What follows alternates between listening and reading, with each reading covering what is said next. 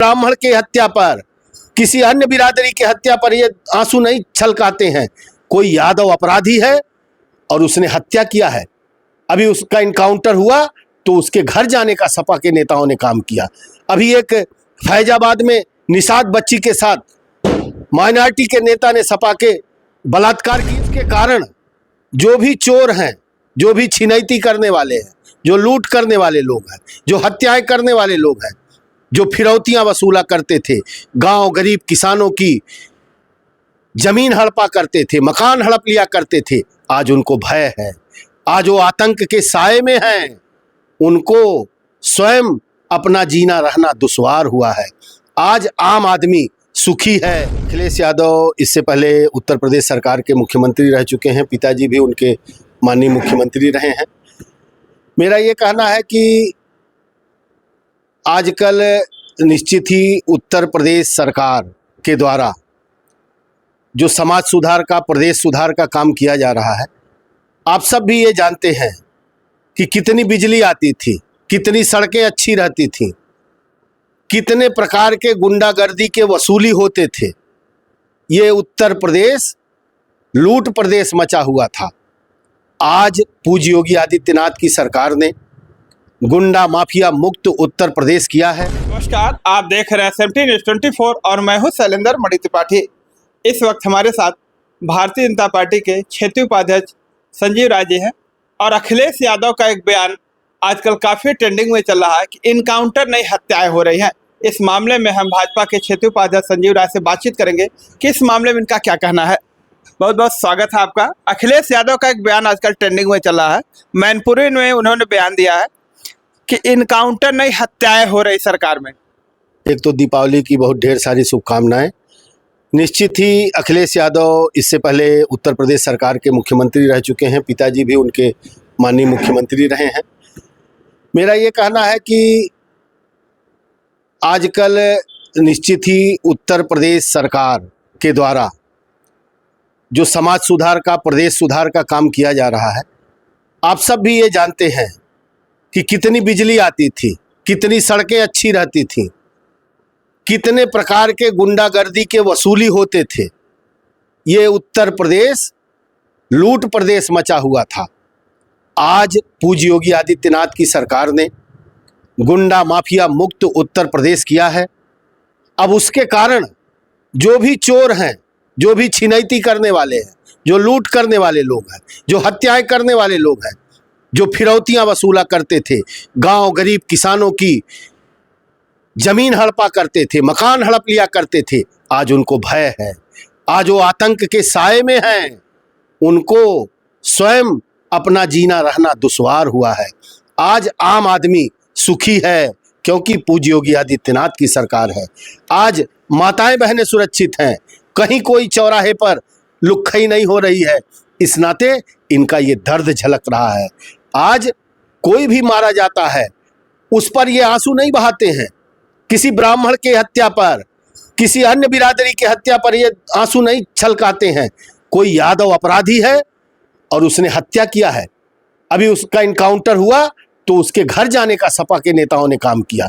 अभी एक फैजाबाद में निषाद बच्ची के साथ माइनॉरिटी के नेता ने सपा के बलात्कार किया तो उस पर इन्होंने घड़ियाली आंसू बहाए। लेकिन अन्य कोई घटनाएं, अभी जो मिश्रा हमारा मारा गया बहराइच में, उस पर इनका कोई रुदन नहीं होता है। आप ये दो तरफा राजनीति करते हैं, समाज के बंटवारे का काम करते हैं। और आज भारतीय जनता पार्टी की सरकार सबका साथ सबका विश्वास पर लेकर के काम चलती है। आज सर्व समाज निश्चित ही दीपावली की खुशियां मना रहा है। हम सब एक सरीखे, जो भी समाज में इंसान है, गरीब हो अमीर हो, गांव गरीब किसान, पिछड़ा झुग्गी झोपड़ी का इंसान हो, सबके लिए एक न्यायप्रिय व्यवस्था है। इन लोगों ने आज तक गांव में एक विकास की बातें की थी, लेकिन पूज्य अपने जो प्रधानमंत्री जी हैं, उन्होंने किसान सम्मान निधि दिया, उज्ज्वला दिया, बिजली दिया, गांव गांव में रोड दिया, हर जगह सोलर के माध्यम से बिजली पहुंचा रहे हैं। बिजली का हर जगह तार बदला जा रहा है। ये वही प्रदेश है जहां दिन में एक बार और रात में एक बार बिजली आया करती थी। अब बिजली कब जाती है गांव वालों से पूछना पड़ता है। तो इस प्रकार वातावरण बदला है। इनको हर अच्छे काम बुरे लगते हैं, इस नाते ये इनका ये रुधालापन है। ये इसी प्रकार अभी किसी एक संविधान की किताब उछाल करके गलत तरह से प्रचार करके ये लोकसभा में कुछ बहुमत पा गए। इनको ऐसा लगता है इसी प्रकार का इनका ट्रेंड फिर प्रदेश में चलेगा, तो ऐसा चलने वाला नहीं है। हरियाणा ने संकेत दिया है, महाराष्ट्र और छत्तीसगढ़ में फिर भारतीय जनता पार्टी का कमल खिलने जा रहा है। उपचुनाव में भी हम सब 8-9 सीटें जीतने जा रहे हैं। इस प्रकार भारतीय जनता पार्टी का परचम पूरे प्रदेश में भारतीय जनता पार्टी की आप गाथा गा रहे हैं, सड़कों की बात कर रहे हैं। आप अपने नगर पालिका में चीज देख लीजिए, पिछले 2 वर्षों से लगभग नगर पालिका में कई ऐसे गांव हैं जिनको नगर पालिका में जोड़ा गया है, लेकिन रत्ती भर का काम वहां पे नहीं हो पाया है। नगर तो आखिर इसका विकास क्यों नहीं हो पाया? नगर पालिका परिषद के जो गांव नए जुड़े हुए हैं, शासन की मनसा के अनुरूप नए गांवों का विकास कार्यों का ढांचा बनकर के तैयार है। वहां नई सड़कें, नई पेयजल की व्यवस्था, पाइपलाइन की, सीवर की सब व्यवस्थाएं बन करके तैयार है शासन स्तर पर। कई जगह पर काम शुरू हुआ है, आपके भी नगर पालिका में। आप निश्चित ये देखिए कि बखिरा जो हमारी नगर पंचायत थी वो एक छोटी सी गांव सभा थी, आज आप जाइए आपको बखिरा दिखाई देता है। आज आप बेलहर को देखिए तो लगता है कि बेलहर नगर पंचायत बन चुकी है।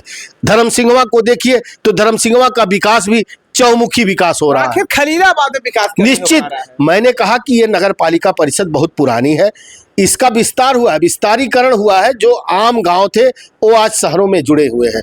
यहाँ भी सीवर की समस्या है, यहाँ भी सीसी रोड की समस्या है, यहाँ भी गांव में आवास देना है। वो सारी प्रक्रिया कानून चल रही है।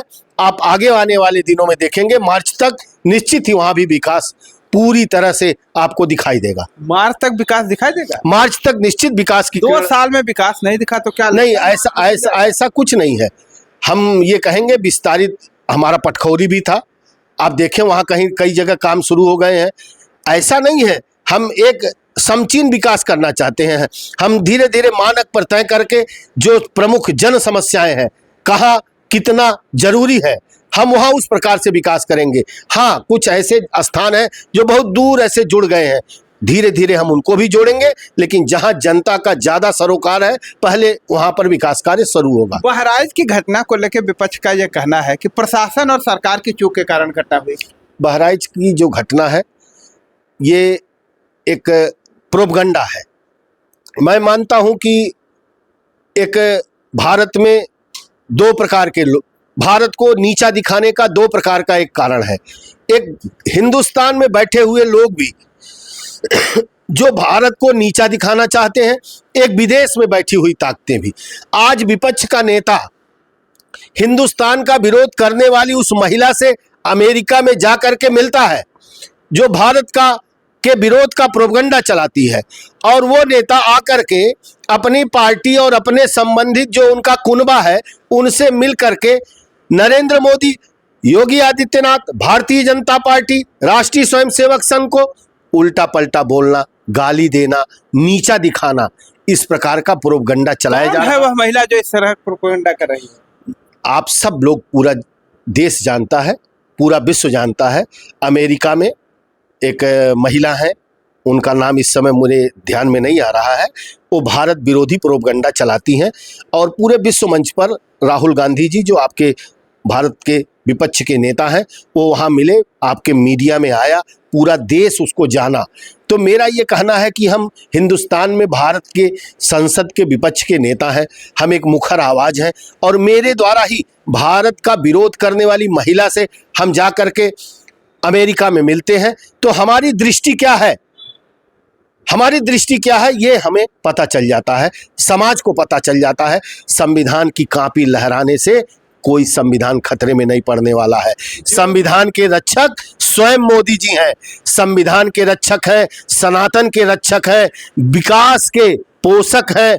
आज उन्होंने ये जो अर्थव्यवस्था आपकी है इसको अगर तीसरे पायदान पर ले आकर के खड़ा करने का काम किया है तो ये हमारे मोदी जी ने किया है।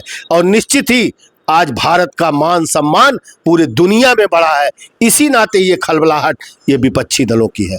योगी जी का एक बयान आजकल वायरल हो रहा है, बटोगे तो कटोगे, इसका क्या मतलब? बटोगे तो कटोगे का मतलब ये होता है कि हमारी सनातन संस्कृति को हमेशा नीचा दिखाने वाले लोग विपक्ष की राजनीति करते हैं। और हम सब निश्चित ही भगवान राम का जन्म स्थान बना, दिव्य बना, भव्य बना। इस बार वैश्विक दीपावली मनाई गई। पूरे विश्व स्तर पर आज तक उतना दिया कहीं नहीं जला है। इस प्रकार की दीपावली मनाई गई है। काशी मथुरा में भी वो जो संगम चल रहा है। क्या लगता है सनातन खतरे में है? सनातन खतरे में नहीं है। सनातन खतरे में बताने वाले लोग जो हमेशा हमारे हिंदू समाज को बांटने का काम करते हैं, जातियों में, मतों में, पंथ में, मजहब में, हम उनके लिए ये कहना चाहते हैं कि आप निश्चित ही एक साथ रहें, एकजुट रहें, जिससे ये आपका सनातन जो आज परचम पे जा रहा है, जो आज ऊंचाइयों पे जा रहा है। आज पंजाब प्रांत की मुख्यमंत्री पाकिस्तान की मरियम नवाज ने दीपावली मनाया। क्यों मनाया? क्योंकि भारत की संस्कृति की छटा पूरे विश्व में जा रही है। लोग भारत उनकी तरफ देखे, इस नाते भारत के दीपावली को मना रहे हैं। बाइडेन ने मनाया, ट्रंप ने मनाया, रूस में मनाया गया। हर जगह भारत की दीपावली, होली, तमाम धार्मिक त्योहार मना करके सनातन की प्रकृति को, सनातन की परंपरा को अंगीकार कर रहे हैं लोग। और मैं आपको बताऊं, अभी आदरणीय मोदी जी विश्व के दौरे पर गए थे। वहां पर उनको अंग्रेजों ने सीताराम, जय सिया राम, जय श्री कृष्णा बोल करके उनका स्वागत किया। तमाम लोग भारत की संस्कृति को अपना रहे हैं, भारत की सभ्यता को अपना रहे हैं, हमारा पोशाक पहन रहे हैं, हमारा चंदन धारण कर रहे हैं, हमारी भाषा को सीख रहे हैं। निश्चित ही सनातन का तो परचम लहरा रहा है। सनातन को कोई बिगाड़ पाने वाला नहीं है। संजय जी, योगी जी के भाषण का क्या मतलब था? तो बटोगे तो कटोगे, आप ही बताइए। मेरा यह कहना है कि जब भी जाति, पंथ, मजहब में हमारी व्यवस्थाओं को, जो हिंदू समाज है, उसको बांटने का प्रयास होगा तो निश्चित ही समाज का जो अगुआ है, समाज का जो पहरुआ है, आदरणीय योगी जी मुख्यमंत्री के साथ साथ हमारे एक पीठ के पीठाधीश्वर है। बहुत बड़ी मान्यता है उस पीठ के पीठाधीश्वर की। मानते हैं हिंदू समाज को एकजुट होकर चाहिए? निश्चित रहना चाहिए। आज हिंदू समाज मत, पंथ, जातियों में नहीं बंटना चाहिए, उसको एक रहना चाहिए। क्योंकि जब भी वो अलग हुए हैं तब भी धर्म के खतरा उत्पन्न हुआ, निश्चित खतरा उत्पन्न हुआ है। ये मुगल शासक कभी भी अपने घर से अनाज लेकर के नहीं आए थे। वो आते थे, हमारे ही खाने में जो बनता था उसमें गौ मांस डाल देते थे, और गौ मांस डालने के बाद हमारे लोग पानी पी करके सो जाया करते थे। लेकिन हमारे एक शासक आए, उन्होंने कहा इसको निकाल करके फेंको और इसमें गंगा जल डालो, ये पवित्र हो गया। तो उन्होंने लड़ाई लड़ी, युद्ध लड़ा, और उनका किला जा करके कश्मीर में जो आज पाकिस्तान में जो आज लाहौर है, वहां तक उन्होंने फतह हासिल किया था। तो कहीं न कोई जागृति होनी चाहिए। आदरणीय योगी जी ने समाज को जागृत करने का प्रयास किया है कि समाज जगेगा तो सनातन को बल मिलेगा, और ये जो हिंदू वैभवशाली परंपरा है ये आगे भी और मजबूती के साथ चलती रहेगी। धन्यवाद। तो अभी आपने देखा कि हमारे साथ भारतीय जनता पार्टी के क्षेत्रीय उपाध्यक्ष संजीव राय जी थे, और इन्होंने योगी जी के उस बयान पे अपना काफ़ी अच्छा वक्तव्य दिया है, और इन्होंने स्पष्ट कर दिया है कि हिंदू समाज को एकजुट होना चाहिए। बहरहाल इस वीडियो पे आप लोगों की क्या राय है, कमेंट करके बताइए। मिलते हैं नई खबर के साथ नई वीडियो में, तब तक के लिए नमस्कार।